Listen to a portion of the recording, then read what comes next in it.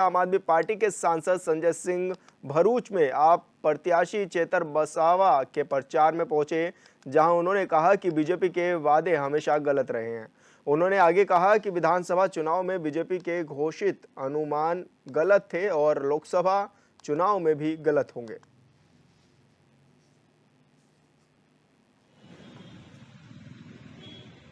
उसी हाईकोर्ट ने तीन बार ये याचिकाएं खारिज की जिसमें उनके इस्तीफे की मांग की गई थी। तो इसलिए जो हाईकोर्ट का फैसला है उस पर हमारे जो अधिवक्तागण हैं, वकील हैं, वो अपनी राय रखेंगे और जो आदेश आया उसका अध्ययन करके तब आगे क्या करना है वो तय करेंगे। सर, मोदी सरकार बोल रही है आपकी बार 400 पार, आपका स्टेटमेंट है हमारी पार्टी 300 सीटें लाएगी, तो क्या कहोगे? देखिए, बंगाल में बोले 200 पार, आई 77। झारखंड में बोले 65 पार, आई 23। दिल्ली में बोले 45 पार, आई 8। हरियाणा में बोले 75 पार, आई 40। महाराष्ट्र में बोले 150 पार, आई 105। मिजोरम गए थे लोग, बोले 21 पार, 21 पार, 21 पार, आई 1 सीट। अभी कह रहे हैं 400 पार, 400 पार, 400 पार। जनता कह रही है तड़ी पार, तड़ी पार, तड़ी पार। तो इसलिए इनको इस बार जनता सबक सिखाएगी। ये चुनाव जनता ने अपने हाथ में ले लिया है। महंगाई बहुत बड़ा सवाल है, बेरोजगारी बहुत बड़ा सवाल है। 1.5 करोड़ बच्चों का पेपर लीक के कारण जीवन बर्बाद हुआ है। 1.5 करोड़ बच्चों का। आपके गुजरात में कितनी बार पेपर लीक हुआ? लोगों के जीवन बर्बाद कर रहे हैं आप।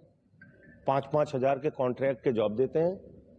तो इस बार नौजवान दुखी है, महंगाई से हमारी माताएं बहनें दुखी हैं। क्या कहते थे? 40 रुपए में डीजल हो जाएगा, 50 रुपए में पेट्रोल हो जाएगा। नौजवान जाता है बैंक में, हमारा 15 लाख आया कि नहीं, 15 लाख आया कि नहीं। आपने पूरे देश को मूर्ख बना रखा है। 200 लाख करोड़ रुपए का कर्जा हिंदुस्तान के ऊपर है। आप कहते हैं देश दुनिया की 5वीं बड़ी अर्थव्यवस्था है हम, और प्रति व्यक्ति आय के नाम पे हम 142वें स्थान पे हैं। तो इसलिए जो ये जुमलेबाजी हैं, 400 पार, 500 पार, अरे भाई आप 700 पार कहिए, हम थोड़ी रोक सकते हैं आपको। आप कह सकते हैं अखंड भारत से 700 सीट आएगी हमारी। कुछ श्रीलंका से आएगी, कुछ बांग्लादेश से आएगी, कुछ अफगानिस्तान से आएगी, कुछ पाकिस्तान से आएगी। कहिए, रोकने कहने में थोड़ी रोक है। इंडिया गठबंधन 300 से ज्यादा सीटें पाएगी और सरकार बनाएगी, ये बिल्कुल तय है, निश्चित है। अगर इंडिया गठबंधन की सरकार नहीं बनती हो तो उसके लिए जिम्मेदार किसको ठहराएगा? सारे सामूहिक रूप से प्रयास कर रहे हैं और सरकार बनेगी। नहीं बनने का सवाल कैसे है? नहीं बनने का तो कोई प्रश्न ही नहीं है। भाजपा लगातार अरविंद केजरीवाल का इस्तीफा मांग रहे जेल में होने के कारण। तो मणिपुर के सीएम का इस्तीफा क्यों नहीं मांगती भाजपा? आप बताइए, जिस राज्य में 1 साल से हिंसा चल रही है, कारगिल योद्धा की पत्नी को निवस्त करके मणिपुर में घुमाया गया। उस कारगिल के योद्धा ने कहा, मैंने भारत माता की तो रक्षा की, अपनी पत्नी की रक्षा नहीं कर पाया। लोगों के घर जलाए जा रहे हैं, हत्याएं की जा रही हैं। उस सीएम का इस्तीफा नहीं होना चाहिए। अजय मिश्रा टेनी का बेटा 4 किसानों को कुचल के मार देता है, उस अजय मिश्रा का गृह राज्य मंत्री का इस्तीफा नहीं होना चाहिए। हमारी पहलवान बेटियों को घसीट घसीट के दिल्ली के अंदर मारा जाता है। बीजेपी के सांसद ब्रजभूषण का इस्तीफा नहीं होना चाहिए।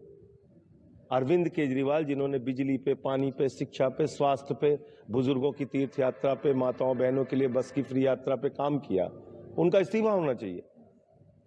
तो इसलिए ये बिल्कुल नाजायज मांग है। अरविंद केजरीवाल जी मुख्यमंत्री थे, हैं और रहेंगे।